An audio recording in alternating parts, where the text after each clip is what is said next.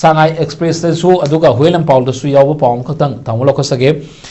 Jiribam dagi sahi fadriba angang ama yauna angang ahum angang singi mama ani yauna nupi ahum fadna pukhraga hato kibagi case NIA na sa sit thagalakle haiba pause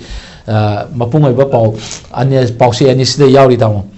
haiba Jiribam gi thodok se mipung khudi makke thamoi kai khiba dunglaba yamna tamthiba mihat amani haidana bu launa khibani pikliba sahi fadriba angang fauba hato kiba adung lava family makaki imung manung amagi loina ma hat kibagi khoigi yamna nungai taba thodok sigi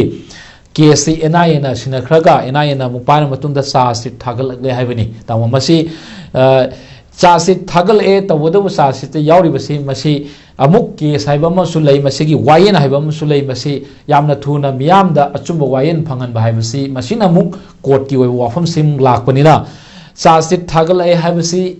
afaba tabada nungaiba paw madi oi adubu case asigi wayel si athuba matamda wayel matungda mara lebasing matik sabada dp ba haibasi yamna thangai fade na kali tamo kali na thamini yam sumni exar si thagi stage malai tu yam bodi ore am sar si thagat tragadi koina trial je hobe ade am char si thagat pagi sida ham bi sar thagalai ba char si tu koi sar sharing haina sar si tu gi sumilali natraga opponent duna amana chai ba sar si tu koi gi sumilali haibudu gi henjali wali haibana singba mayam ma ken tawkhini ko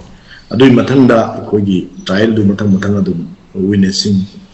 puthona raga koi gi mathang lakhadum ni jam sangba process amani kan mathang khadum changani ru tawbutadi sar si thagalakna case hawno yana bagi thawang ma le pa tawpasi sida investigation tawriba ayu sing ai moi thagali matam khat the samna gasu make it is si thagat pase within 6 months ko 180 days ki manung thagalu haiduna leibani ado jikti amuk madu dagi BNSS lakpadagi koina sar si se 90 days ki manung thagalu midmo dani ki manung thagalakanda wayan se tawba hawalu na haibani ado almost kogi SARS thagalakpa matamda SARS thagalakpada Manipur ki police department ki masi sab sana haibadi tha ahum sida natraga hanagi lermi ba CRPC lermi tha taruk tuda thagat pesi namnade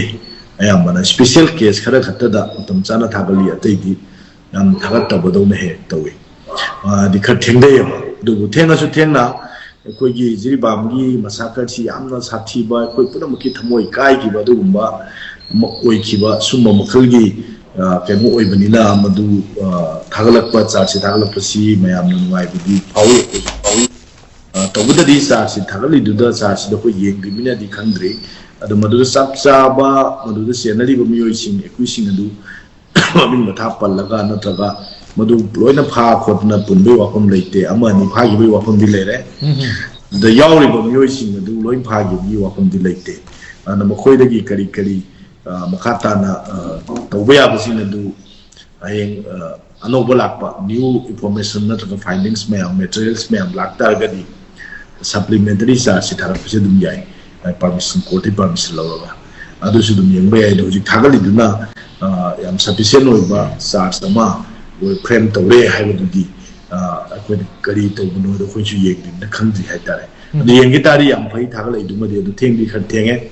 thengna thagalaga akoi trial yoni haibu pau ta base koi asumba natural justice samadi koi me phangba ya bagi we thok padu leire hana ai sumai thamjage